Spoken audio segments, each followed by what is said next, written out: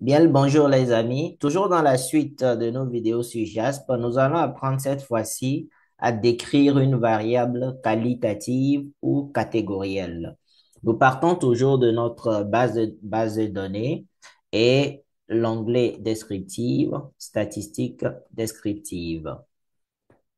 Donc, nous avons comme d'habitude l'ensemble des variables que compose notre base de données et nous pouvons facilement nous aider un peu de ces petites étiquettes-là pour savoir qui est qualitative et qui est quelle variable est catégorielle ou qualitative ou alors quantitative. Donc, nous allons prendre tout sauf les variables avec cette règle-là. Donc, on peut prendre tranche d'âge.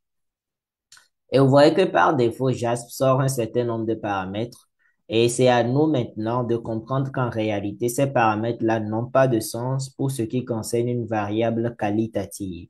Parce que la moyenne n'a pas de sens, une variable qualitative, je le rappelle, tout ça sont des paramètres de tendance centrale et de dispersion qui n'ont de sens que lorsque la variable est quantitative. Donc, du coup, c'est à nous de comprendre qu'il ne faut pas tenir compte de ça. Dans l'onglet statistique, vous verrez que tout ce qui est proposé ici concerne en réalité les variables quantitatives. Donc, comme on est dans le cas plutôt d'une variable qualitative, nous n'allons pas prendre cela en compte. Donc, on peut aller directement dans le graphique de base et faire apparaître le graphique de la distribution. On voit qu'on a un peu un diagramme en barre verticale où on a un peu la fréquence, sinon l'effectif de ceux qui ont moins de 50 ans et ceux qui ont 50 ans et plus.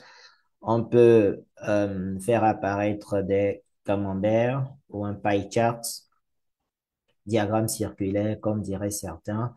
Et je vous l'accorde, JASP n'est pas forcément le meilleur en termes de représentation graphique, mais quand même, il fait quand même le minimum, le nécessaire. Donc là, on a un peu ceux qui ont moins de 50 ans, ceux qui ont 50 ans et plus, on voit que ceux qui ont moins de 50 ans sont légèrement plus nombreux. Donc, euh, tracé personnalisable, on n'a pas de boîte à moustache. Donc, tout ça va surtout concerner des variables, on va dire quantitatives, ou lorsqu'on va être amené à croiser des variables. Donc, c'est le dernier onglet qui va surtout nous intéresser, notamment table des fréquences, où dans ça, nous pourrons avoir un peu les différentes modalités de la variable que nous avons indiquées. Donc, tranche d'âge, nous avons moins de 50 ans, plus de 50 ans. Et ici, effectivement, nous avons la fréquence et la proportion qui est exprimée ici en pourcentage. Donc, sur les 2000 individus, on a 1082 qui ont moins de 50 ans, ce qui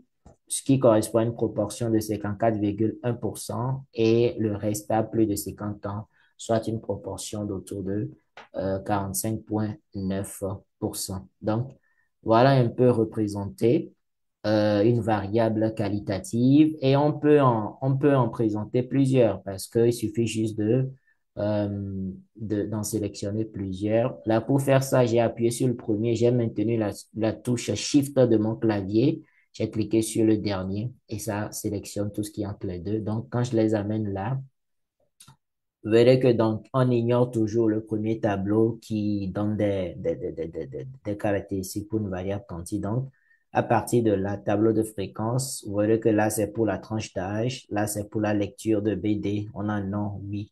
On a ce qu'il faut.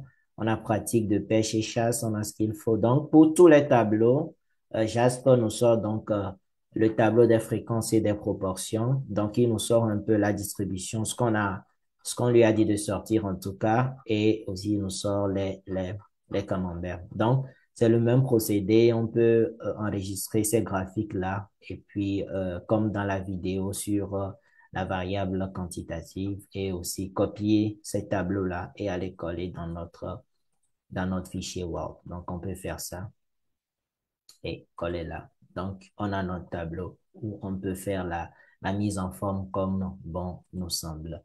Donc, ce qui met fin donc à cette vidéo sur la description d'une variable qualitative. Nous verrons dans les prochaines vidéos comment est-ce qu'on peut croiser deux ou plusieurs variables et comment faire des tests statistiques.